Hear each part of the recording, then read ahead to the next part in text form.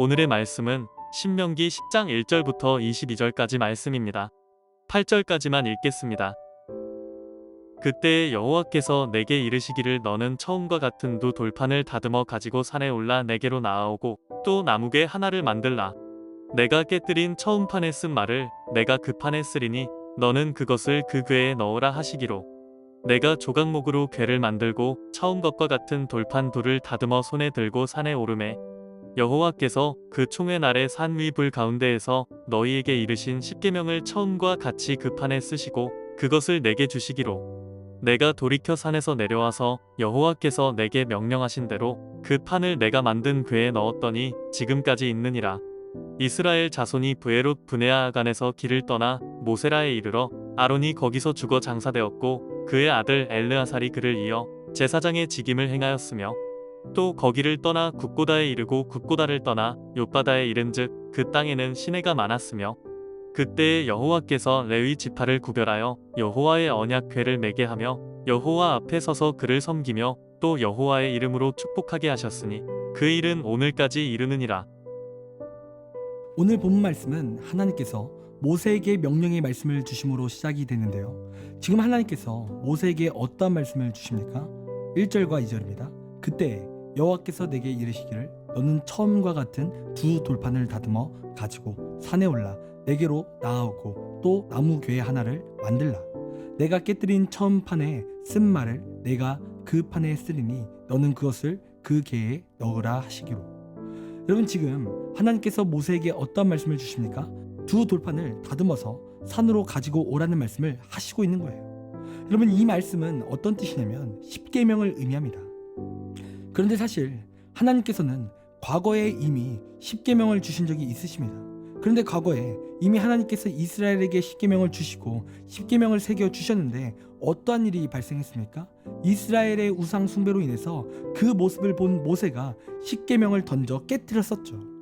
그리고 하나님께서는 오늘 본문에 이들에게 십계명을 다시 새겨 주시겠다라는 말씀을 하고 계신다라는 거예요. 그런데 조금 아이러니한 것은 무엇이냐면 이들이 십계명을 다시 받을 때 하나님께서 주신 방법이에요. 3절과 4절 말씀을 보면 이렇게 기록합니다.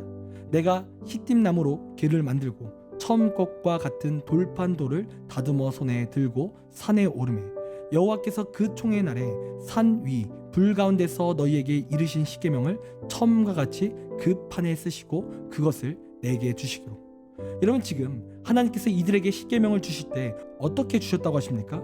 처음과 같이 준비하게 하셨고 또 처음과 같이 그 판에 쓰셨다라고 하고 있어요. 그러니까 이 말씀은 어떤 뜻이냐면 하나님께서 이스라엘 백성들에게 지금 새로운 말씀을 주신 게 아니라는 거예요. 하나님께서는 이미 줬었던 말씀을 주신다라는 거죠. 여러분, 이게 정말 아이러니한 거예요. 왜요? 이미 이스라엘은 실패했어요. 한번 그들이 말씀을 어겼죠. 불순종했어요. 그래서 그 십계명이 깨졌습니다.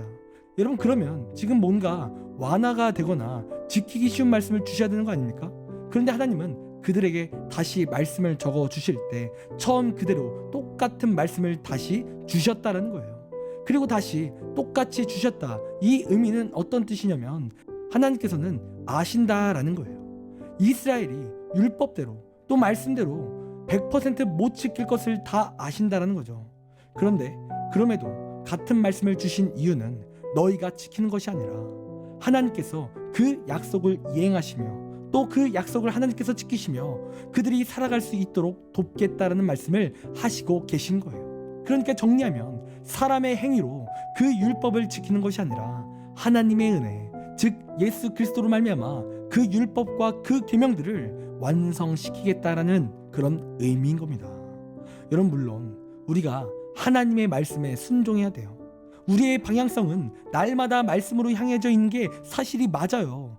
우리는 우리 스스로 그 말씀을 100% 지켜서 스스로 구원에 이르지 못한다라는 거죠. 그러니까 하나님께서는 똑같은 계명을 주셨다. 이 뜻은 우리를 사랑하신다라는 뜻인 거예요. 하나님께서 자신의 목숨을 거셔서 진정한 순종을 완성시키겠다라는 의미인 겁니다. 여러분, 우리 하나님은요, 우리에게 무리한 요구를 하시는 분이 아니세요. 여러분, 우리에게 굉장히 쉬운 길만을 주셨어요.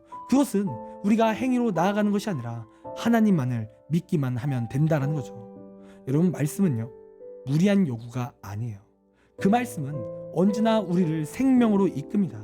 그리고 그 말씀을 우리가 100%못 지킬 것을 하나님께서 아시지만 하나님의 은혜가 있어 우리가 구원을 받게 된다는 거죠.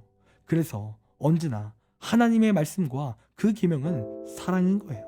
나를 위한 것입니다. 여러분, 그러므로 우리가 하나님의 말씀을 받을 때 나를 위한 말씀으로 받아야 될 줄 믿습니다. 그리고 순종함으로 나아가야 되는 거예요. 물론 계속 말씀드리지만 우리가 연약해서 순종하지 못할 때가 더 많아요. 그러나 그럼에도 불구하고 계속해서 순종하기 위해 우리는 싸워야 되는 거예요. 그 하나님의 놀라운 은혜와 사랑을 기억하며 우리는 말씀으로 살아가야 되는 거죠. 그렇기에 우리는 먼저 하나님의 말씀과 그 계명이 사랑임을 믿어야 될 줄 믿습니다. 그리고 또 우리는 하나님의 말씀에 순종하기 위해 싸워야 될 줄 믿습니다. 어렵지만 싸우는 거죠. 그리고 우리가 그렇게 살아간다면 우리는 진정으로 하나님의 백성이고 하나님의 은혜가 가득한 삶이 될 것입니다.